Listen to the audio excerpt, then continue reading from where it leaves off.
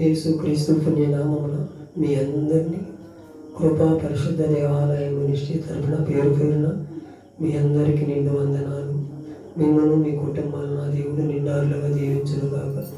ఈరోజు ఒక వాక్యాన్ని చూపించాలని ఆశపడుతున్నాను.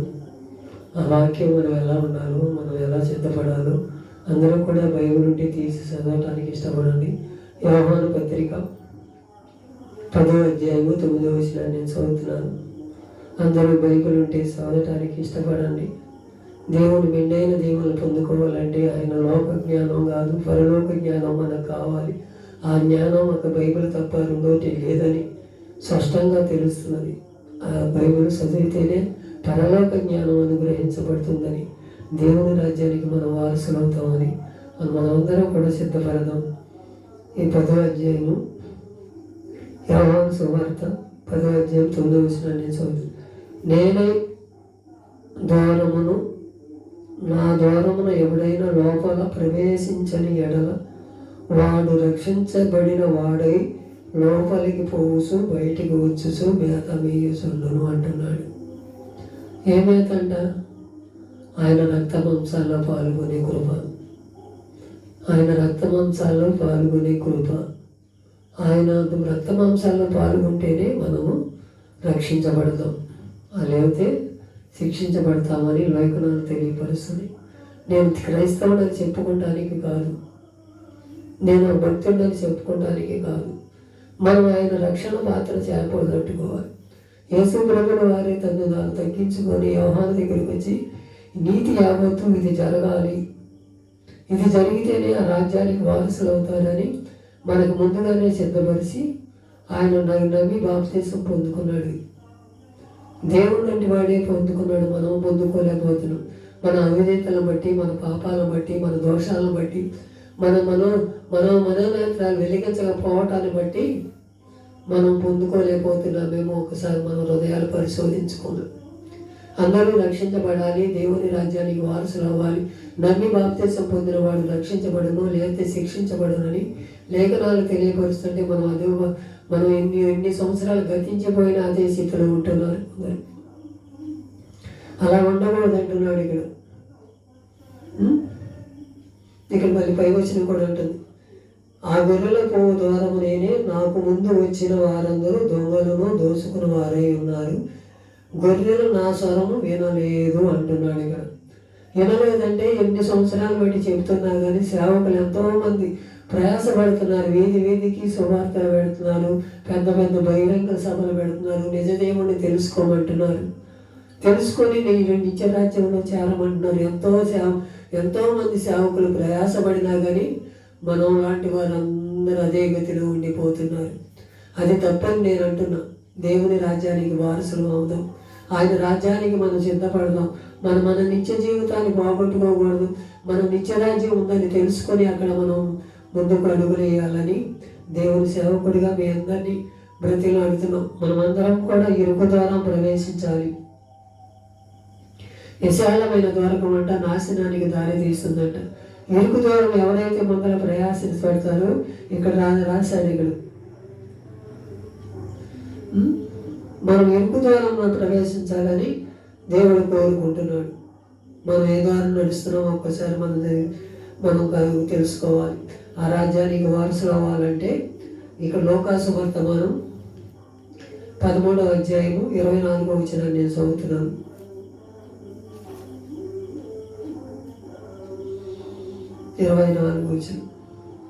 ఆయన వారిని చూసి ఇరుకు ద్వారం ప్రవేశింపగా పోరాడు అనేకులు ప్రవేశింపరు, దూరమును ప్రవేశించి పోరాడుదురు అనేకులు ప్రవేశించి చూతురు గాని వారి వలన కాదని మీతో నేను చెప్పుచున్నాను. ఎక్కడికక్కడ ఆడంబరాలకి, ఎక్కడికక్కడ మనకుందలే, మనకేంటిలే, మనకున్న ధీమాకి, మనకున్న అహంకారానికి, మనకున్న తెలివితేటలకి దేవుడు ఎలాంటి వారిని ఈ ద్వారంలో ప్రవేశించబడాలని అంటున్నాడు. మనం ఎలా ఉండాలి? ఆయన సన్నిధిలో కడుపైపోతుంది. దేవా, నీ చిత్తం ఏంటో నాకు బయలుపరుసయ్యా. నువ్వు ఇచ్చినయే కదా ఇవన్నీ. నువ్వు ఇచ్చిన నా కోసం ప్రాణం పెట్టావు, నా కోసం సెలవులో మరణించావు, నాకు ఇన్ని చేసిన వారిని నేనేం చెయ్యాలయ్యా అని మనం అడగం. మనం అన్నీ మనకు కావాల్సినవి కోరుకుంటాం, మనకి ఏది కావాలో అదే అడుగుతాం, కానీ ఆయనకి మనం ఏమి ఇవ్వాలని ఆలోచనే నా హృదయాన్ని నీకు ఇవ్వమంటున్నాడు. నీ హృదయం ఎలా ఉందో ఆ హృదయాన్ని మలినం చేసుకొని దాన్ని శుభ్రపరుచుకొని దేవుని సన్నిధిలో కడుపై భక్తులు కూడుకొని ఆయన రాజ్యానికి వారసులు అవ్వాలని ఇరుకు ద్వారం ప్రవేశించాలంట. విశాల ద్వారంగా మనం ప్రవేశించలేమని ఆయన స్పష్టంగా చెబుతున్నాడు. మనం ఏ ద్వారంలో నడుస్తున్నామో ఒకసారి జ్ఞాపకం చేసుకుందాం. ఆయన యెరూషలేములకు ప్రయాణం అయిపోతుండగా బోధించుచు పట్టణంలోను గ్రామంలోను సంచారం చేయుచుండెను. ఒకడు ప్రభువా రక్షణ పొందేవారు కొద్దిమందేనా అని ఆయన అడగగా, ఏంటంటే రక్షణ పొందేవారంట కొద్దిమందేనంట. అందరూ కూడా లోక తలంపులు, లోక ఆశలు, లోకములని చెడిపోయి ఎప్పుడుకో తెలుసుకుంటున్నారు. సాగు బతుకుల మధ్య ఉండగా నాకులాగా అప్పుడు నిజ జీవుని తెలుసుకుంటున్నారు. సుఖమేముందప్పుడు నువ్వు నేనేం చేయగలవు? మనం ముందుగానే సిద్ధపడతాం. మన పిల్లలు కూడా అలాంటి మంచి మార్గంలో నడిపించుకుందాం. మనం మెండైన దేవులను తెలుసుకుందాం. ఇరుకు ద్వారా ప్రవేశించి పరలోక రాజ్యానికి వారసులవుదాం. నా ద్వారా తప్ప ఎవరు కూడా రక్షించబడనని దేవుడే చెబుతున్నాడు. మనం ఏ ద్వారంలో నడుస్తున్నాం? ఇరుకు ద్వారంలో నడుద్దామా, విశాలమైన ద్వారంలో నడుద్దామా? మన ఆలోచన బట్టి, మన తలంపును బట్టి దేవుడు తీర్పు తీరుస్తాడు ఒక దినమున. ఆ దినమున మనం ఎవరో కూడా ఆ తీర్పుకి లోబడాల్సిందే. ఆ లోబడితేనే ఆయన రాజ్యానికి వారసులు అవుతాం. అలాంటి మెండైన దేవులను పొందుకొని ముందుకు సాగాలని ఒక సేవకుడిగా మీ అందరినీ కోరుకుంటున్నాను. మీతో చెప్పుతున్నది ఏమనగా, ఆయనను వారిని చూసి ఇరుకు ద్వారము ప్రవేశించటానికి పోరాడాలంట. మన పోరాటం దేని మీద ఉంటుంది? డబ్బులు సంపాదించుకోవాలనా, ఇల్లు కట్టుకోవాలనా, పొలాలు కొనుక్కోవాలనా?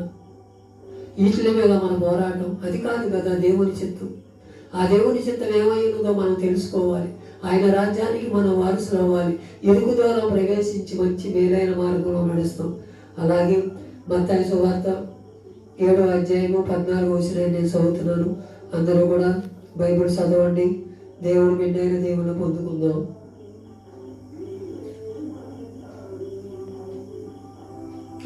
ఆ ద్వారం ఎడాల్పును